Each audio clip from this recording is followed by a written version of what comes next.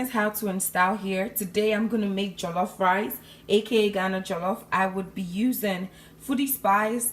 Just contact me for your foodie spice. It's an amazing spice that is good for everything, especially seasoning chicken, meat, and anything you can think of. I'll be using foodie spice, some Ghana cubes, some garlic, some ginger, tin tomato paste and tin tomato sauce. That's the can right there. And then I blended tomatoes and pepper, some oil, and then some sliced onions. This is the big pan I'm gonna use for my jollof rice. It's heavy, it doesn't stick, it doesn't burn. That's why I love using it, and it's pretty big. It's economical for a lot of things. So yeah, please follow me on my journey and like, subscribe, and comment on my videos. So I'm now pouring the oil and then followed by my sliced onions into the pan. Stir it up. When it gets brown, then we add the tin tomatoes and tin tomato sauce that was I mixed together in a bowl. So wait for this to brown. I love onions, especially sweet onions. They make the food more tasty. So this is me just stirring it. I'm gonna leave it for some time to actually sizzle and brown a little bit, so before I add the tomato sauce and the tomato paste.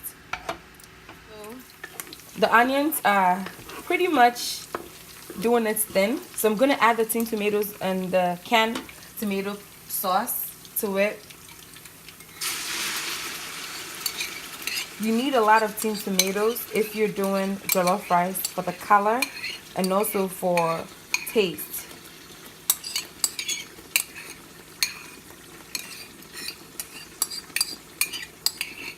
Trying to get everything out of it. So that's done. You stir it for some time to make sure that it's incorporated into the oil with the onions, and then you leave it on fire for that to also sizzle, because you know canned tomatoes and canned tomato sauce and canned tomato paste have a very acidic taste, so you try to cook it out for some time before.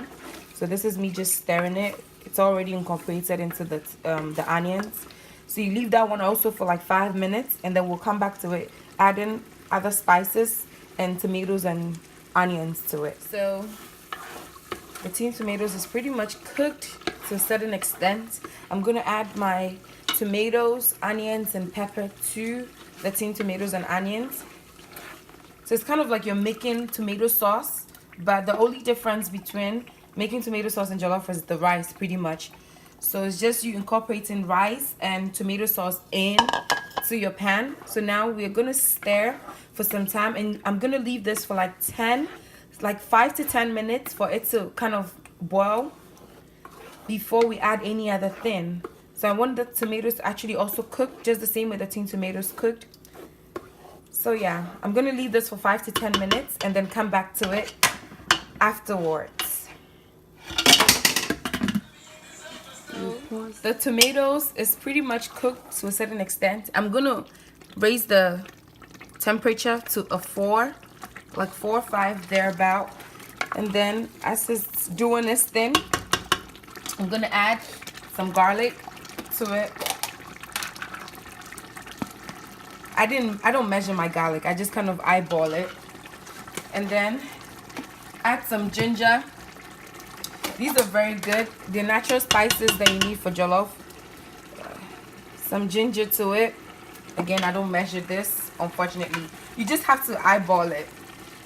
You stir it up.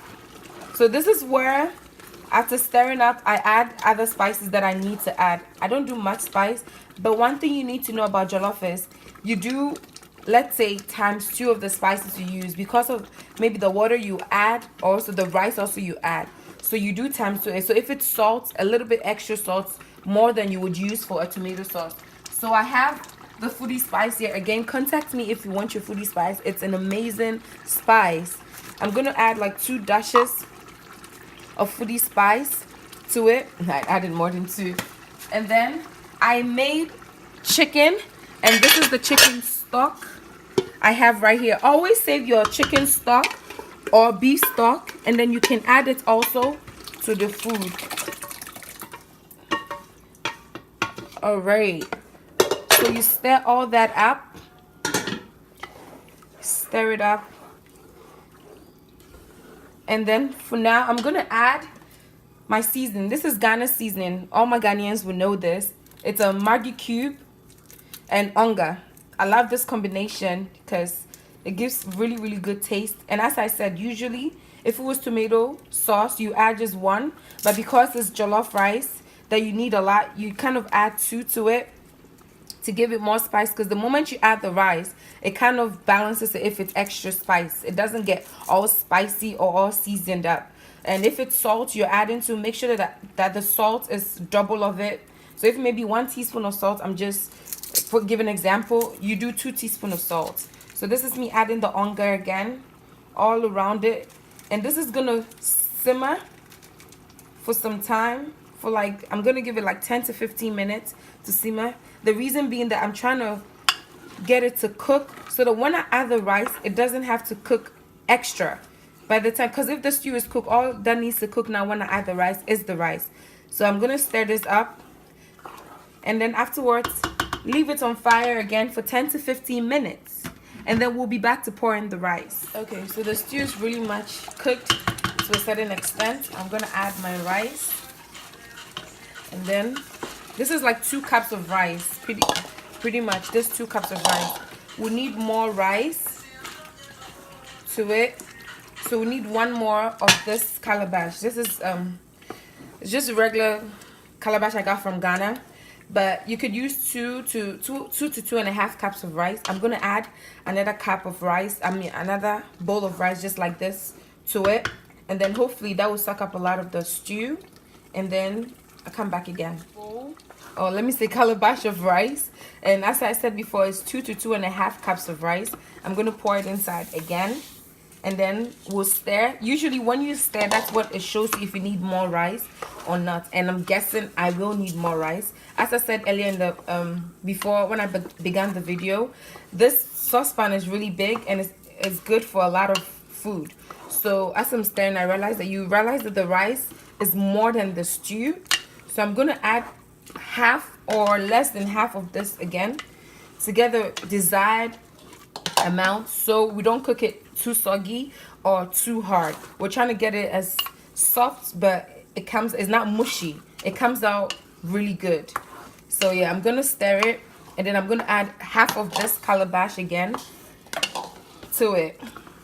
So I'll get back to you when I come again to check it within like 10-15 minutes. After I add the half, I'll come check it within 10-15 minutes to see. I usually don't add water to my jollof rice. What I do is the steam cooks the rice, and then the stew, you realize the stew is as watery because I make it in that consistency, so that when I add the rice, I don't need to add water. The more you add water, the more your rice get mushy, and I don't want a mushy rice. So this is legit Ghana Jollof, and I'll get back to you in 10-15 minutes.